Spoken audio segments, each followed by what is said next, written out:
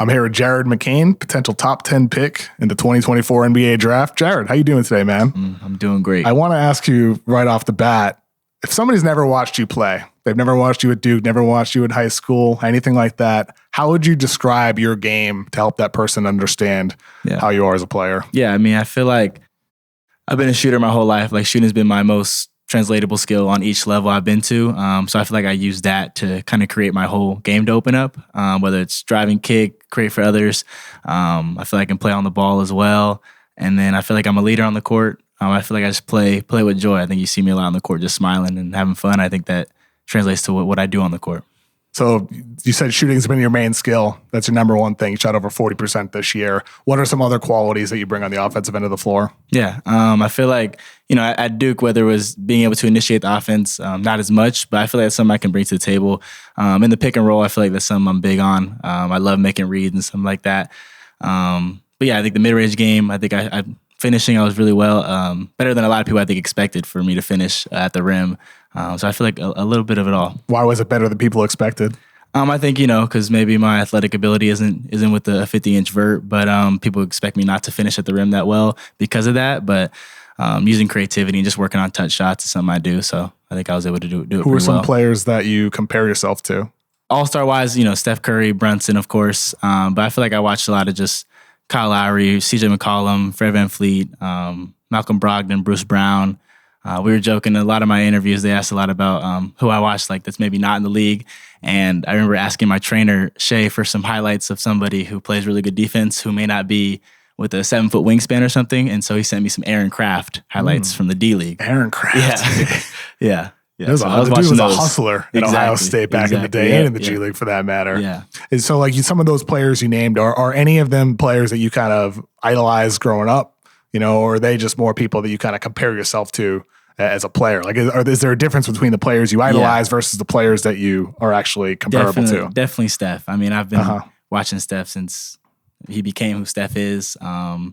He changed the game. So I've been watching him. And then Brunson, I feel like I was on Brunson before a lot of people were on Brunson, in my humble opinion. You saw it coming when he was this projected second-round pick, That's what I'm saying. That's what I saw it coming. What did you see in his game? I mean, playing off two has been the main thing for me, especially in college. Like, you have to be able to play off two. Going off one is not going to work.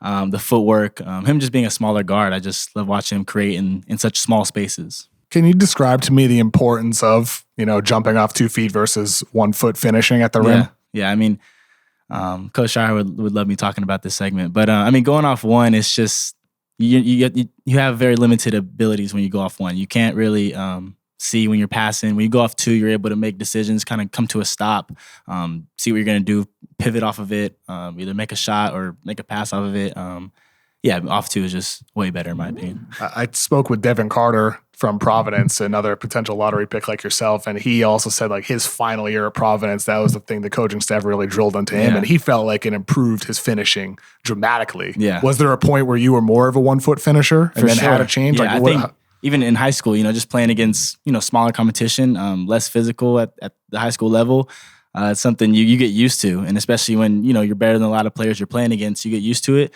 And so coming into college, like the first few practices, you're going off one, trying to make passes, and then Mark Mitchell's in the gap. And, with his wingspan, he's able to deflect it or get the steal. And it's, it's depressing as a player to feel those types of turnovers. Going off two, you're able to just make an easier decision off that. Now, was this something like earlier in the season, your first 8 games of the year were not anywhere as good as they were end of the season? You averaged 7.6 points on 7.3 shots. You shot 31% from 2-point range.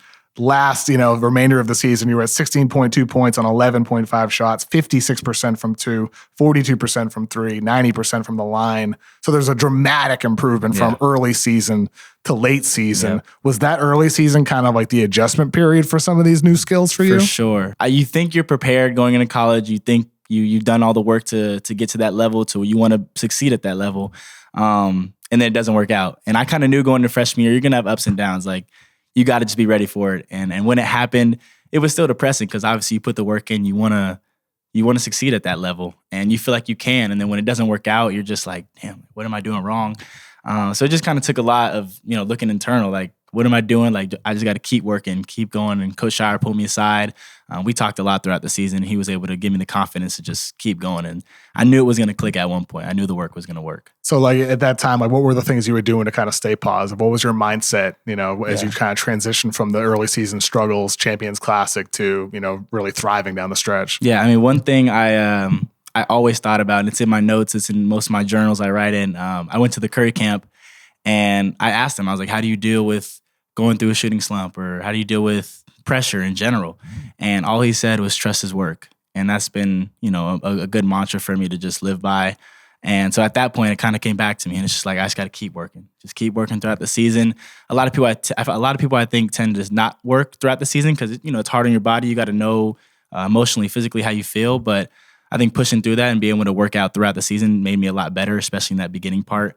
But just trusting my work and just being appreciative that I'm even playing at Duke and focusing on defense and focusing on playing hard, and then the offense just came. How long have you been journaling? Consistently every day, probably since my sophomore year of high school. Wow, so a long time. Yeah, right around COVID. Yeah. What inspired you to start doing that? I watched this guy on YouTube. His name is Matt Diavella. He does a lot of 30 days of journaling. I tried this, 30 days of meditating, and he got me into a lot of it. My trainer Shay got me into the meditating and reading. So I think the journaling came from him, and then he kind of just good on self-growth, and I became obsessed with kind of becoming better within yourself, and then that kind of helps on the basketball court as well. I think I've faded away from journaling, which disappoints me because I wish I've journaled consistently. But I think the year I journaled most was like 2012 or 2013. I go back. Your best year. I mean, it was one of my better years, but it was also like I look back at that journaling. Then I'm like, oh wow, I remember everything that happened that year, because writing it down helps you. Exactly. Like the little moments that happen in your day. And looking back at it, you're like, writing down goals at those moments. Like in my sophomore year, like, who would have thought I'd been right here? But I've been writing this down since my sophomore year. What have you been journaling about lately? I mean, they're in like a crazy time of your life. It's pre-draft. You're about to get drafted. You're going to become a millionaire. You're going to be in the NBA. Like you're going to have everything, happening. It's like, what's going on through your mind? A lot of it is just gratitude. Like just focus on what I'm grateful for. Like you can kind of get people, my brother likes to say, lost in the sauce. Mm-hmm. And it's just being able to be grounded, be grateful for everything else, even outside of basketball, whether it's my family being healthy,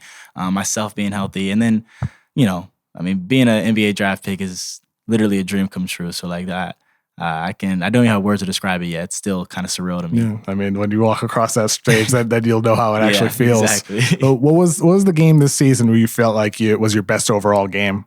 It's a good question. I know Baylor's the one that kind of sticks out to me just because it was the first one where I was like, I'm playing like myself.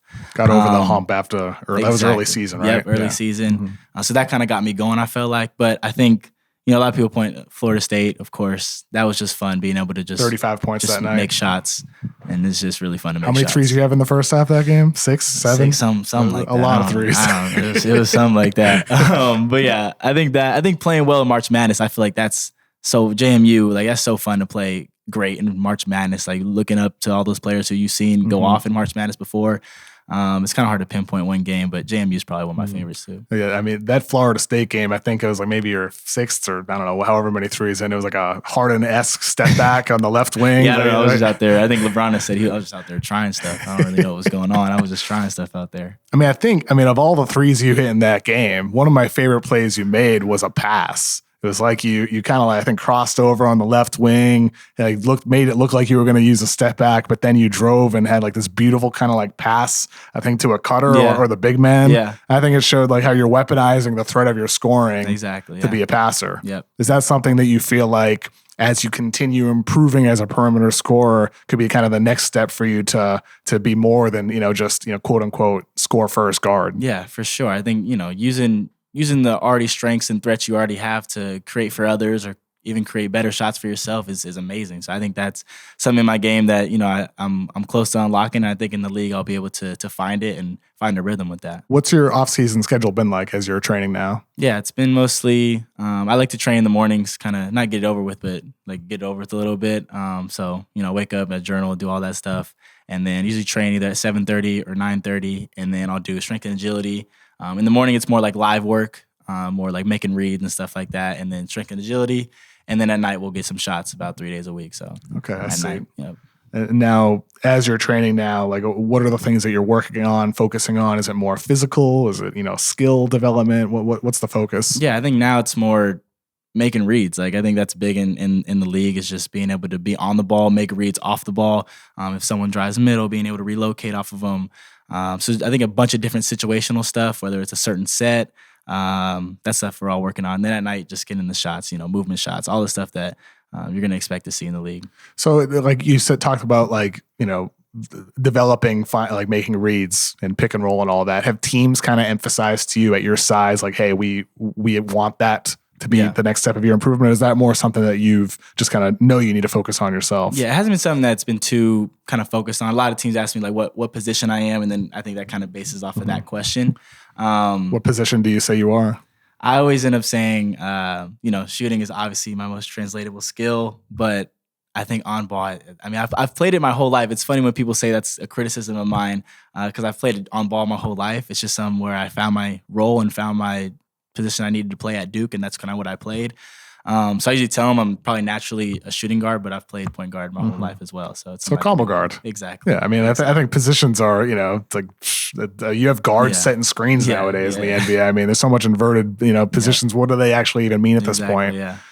So, I mean, getting back to that original point, like, so working on stuff right now, you said it's been more something that, you're just trying to develop that pick and roll reads and all that. And with teams, like what have your conversations been like with them about the things that they want to see from you, or what are your just overall impressions from how teams perceive you right now? Yeah, I mean, most of the time they do just perceive me as either a shooter, being a threat, just playing hard. I think that's a skill. Some people think it's easy, but it's a skill. Yeah. Playing hard, being able to be a team leader. I'm vocal on the court, talking, but it's something that they don't really look. They kind of look not away, but they don't really see the on ball stuff as much because obviously I don't have much film of it at Duke. So it's kind of fun for me to kind of bring it back. I feel like I've had it in my arsenal my whole life. So I don't know if they're gonna be surprised by it, but I think it's gonna be fun. Now, if you could download a move from any player, former, current NBA player, into your own mind, what would that move be? That's a tough question. I'm definitely not going to go with the LeBron look away three, where he just kind of looks away. I'm not going to go with that one. I mean, you could throw that out there. It'd be fun. Yeah, I don't know if I'm. I don't know if at 6'2". I don't know if at 6'2", 6'3", that makes sense. But probably, I mean, James Harden step back. I think that's a classic. I mean, it seems like you're already kind of working on that a little bit, right? Little bit. Like I guess I showed that like once or twice in the season. Yeah. I'll go with that one. Okay. Well, what is it about the Harden kind of double step back?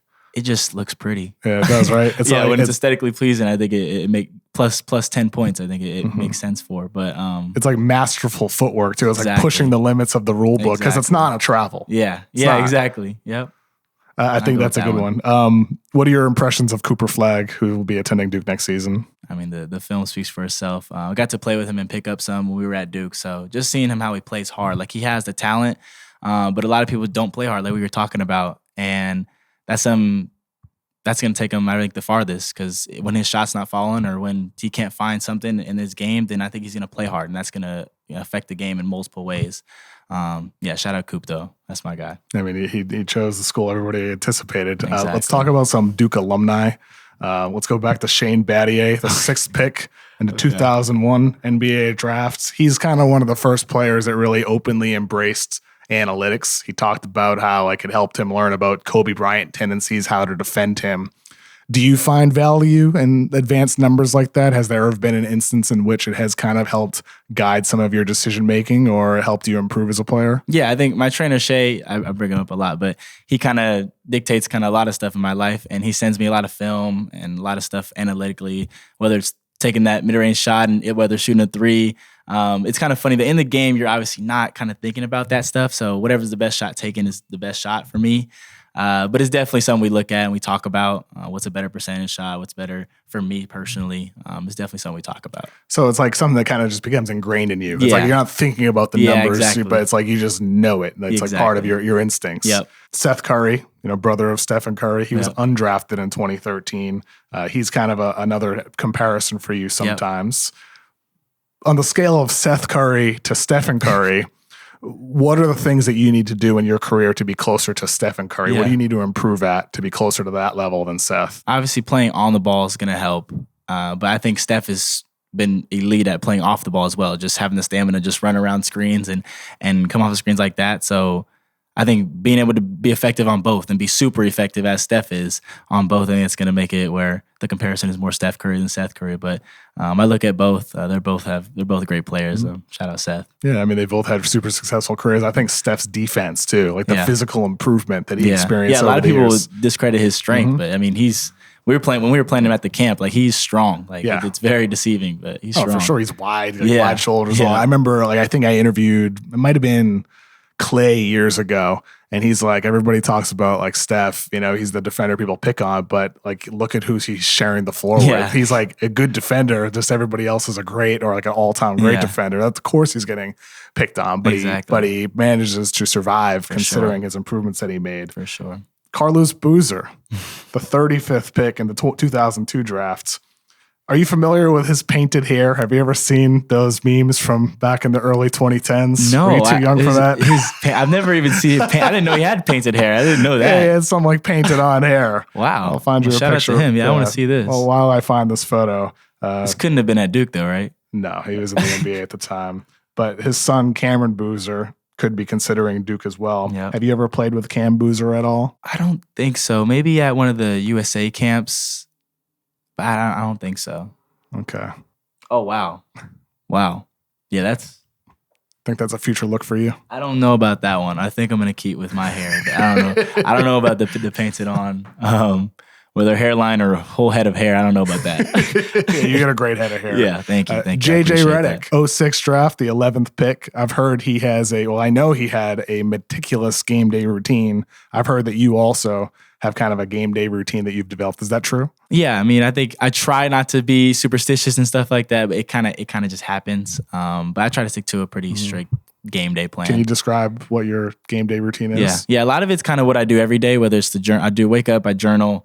I have 3 journals. I always take 3 journals with me. One's 3 journals? Yeah, one's a manifesting journal, one's a 5-minute gratitude journal, and then one is just my thoughts. So just what my thoughts for the day. Man, I need to get on your level. took a while to get there.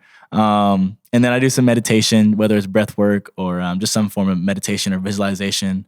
And then, I like to take a pregame nap. Definitely have to get a pregame nap in.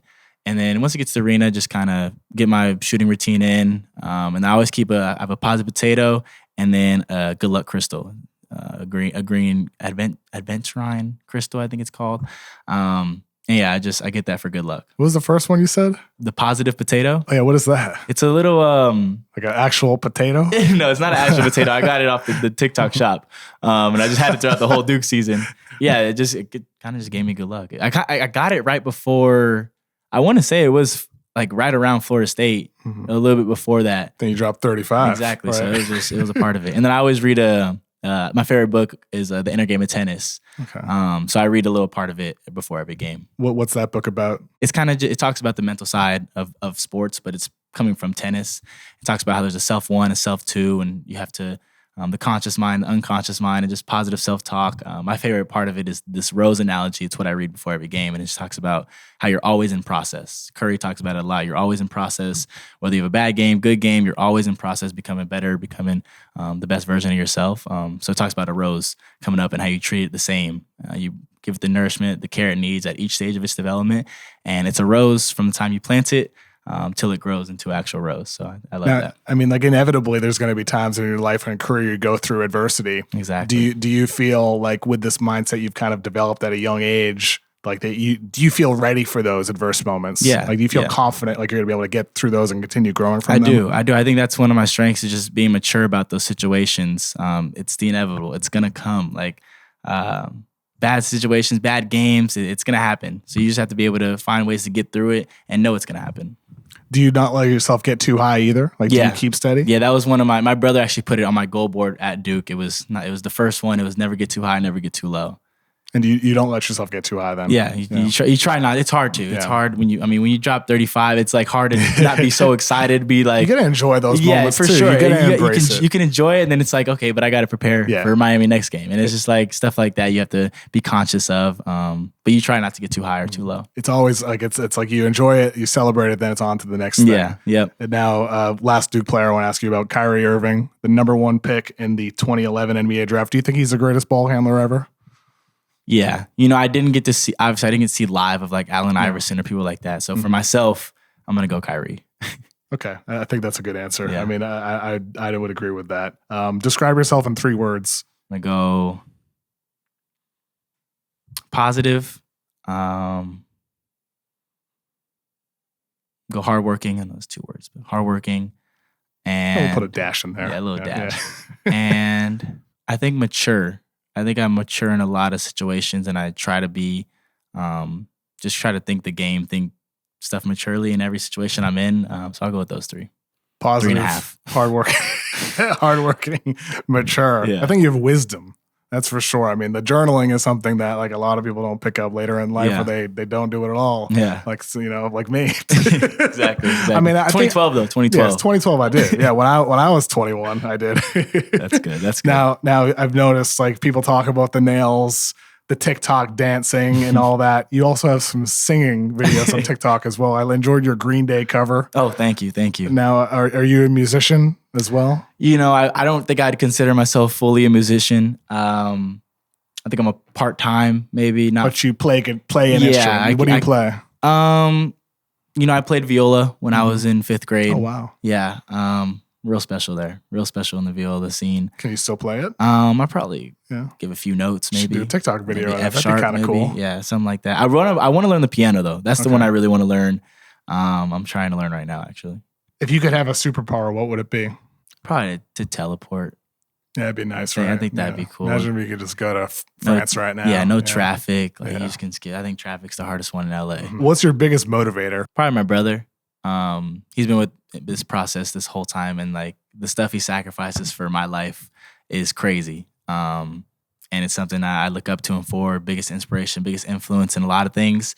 And it's like our dream to make it to the NBA. I say that a lot. It's like it was his dream, and obviously he wasn't able to do it, but I think I'm right there with him, and we're gonna do it together. And I think, my brother for sure. How old is he? He's 24. 24. Kobe year, yeah. And so facing him growing up probably helped you out. Him being a big brother, for sure. What's he like as a person? Just like he's the same kind of way. Positive. Does anything for someone else. Like will do anything for the people he loves, and hardworking. I think he's kind of the same. Maybe I got it from him, but kind of same attributes we have. Do you kind of visualize the joyous moments you'll share with him and your family? Draft night, for sure. Maybe someday winning a championship, and all that stuff. I mean, I'm big into visualization and everything like that. So this whole year, I've always, whenever I go to bed, I mean, probably since my senior year of high school, I've been big into visualization. So hugging my brother on draft night is like, I go to bed and I kind of think about that like every single time. And for it to happen, it's going to be the craziest moment in my life because I've visualized it for so long, every night. And so that's definitely going to be a crazy moment. What's the first thing that pops into your mind? The most joyous moment? I think my first game, really, I know we lost, but the Arizona game, like to play in a game, that environment, like that's all I've ever wanted, to play in these big games and to be in that moment. I remember looking around and just being so blessed and like being like, wow, like this is crazy. I'm in this position right now. So really any game in Cameron, like I always look around before every game, and to just, especially like Duke UNC, you just watch those games since you're a kid, and to be a part of it is nuts. Was it your brother who kind of introduced basketball to you, or did your parents play? Like, my dad was the one that first introduced me to it. He played at Midland College with Spud Webb. So he has a lot of stories about that. A lot of stories that he's, taught me growing up, and he was the first one. We had a hoop in our backyard, and I remember I would be dribbling on the stool for whatever, a minute at a time. My arm get tired, and he'd just be like, keep going, Jared. So that's probably one of my biggest inspirations as well. My dad. What attracted you to basketball at first? I mean, I played soccer, baseball, and football growing up. Playing with my brother, I think, was the big thing. I always wanted to beat him, and he'd love me saying this, that I wasn't able to beat him. But growing, when I actually chose basketball, my seventh grade year, I think a lot of it was had to do with the fact that I loved the process of like working hard at basketball and then it showing up in the game. Like that process is kind of what drives me to like always keep going. I think it could have been soccer, could have been all those sports, but I think basketball was just the one I just decided. And last question, what do you love most about the game of basketball? Working hard at something. It could be anything, and I think that's why I like just basketball so much, that it could be anything, is that you work hard at something and then it shows up on the game, or you work hard at a specific skill and then you see it kind of come along into your life and come along in everything you do. And I think whether it's the yoga, meditation, like everything affects my basketball life. And I think that I love that part of it. It's like the satisfaction of experience and growth. Yeah. That's what it is. Yep. Well, Jared, I look well forward. right there. I mean, I know the feeling, man. Yeah. It's what I love about basketball. It's what I love about, doing all this. It's like, it's just that satisfaction of getting better and feeling like you're progressing. Like you never want to feel stagnant. Exactly. Right? Like you want to feel like things are trending in a direction. Exactly. It's always the best feeling. Well, I look forward to seeing the way things go for you in these months and years to come, Jared. It's pretty exciting, man. Thank you for doing this today. Of course. Thank you.